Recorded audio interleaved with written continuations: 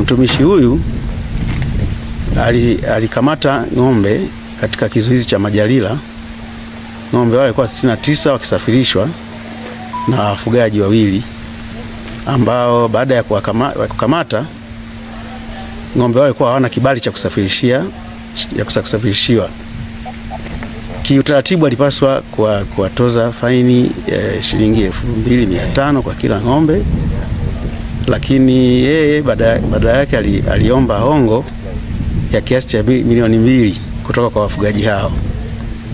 Lakini baada ya mazungumzo, afisa mifugo huyo ambaye anajulikana kwa Eusebia Musa Meriki alipokea kiasi cha shilingi 300,000 kama hongo, ambayo hakuiwasilisha, hakukatia risiti wala kuwasilisha katika ofisi kwa mujibu wa utaratibu ya ofisi yake.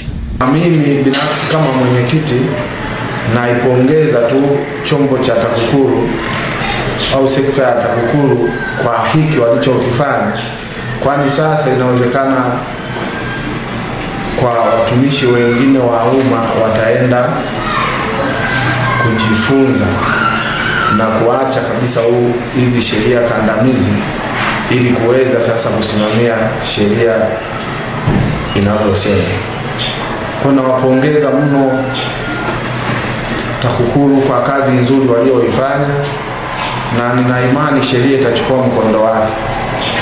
Kwa mpaka hapo niwatakie tu kila laheri, lakini niombe chombo cha mahakama nacho kiwasaidie, kiweze kuwasapoti TAKUKURU ili hao watu waweze kuadhibishwa.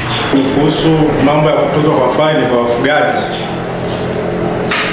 na faini wanapotozwa hawapati zile risiti. Sasa hii imekuwa changamoto kubwa ambayo inapelekea migogoro na matatizo kwa wafugaji. Sasa nafikiri kesi ambayo imeongelewa leo dogo italeta afadhali kwa wafugaji na ahueni.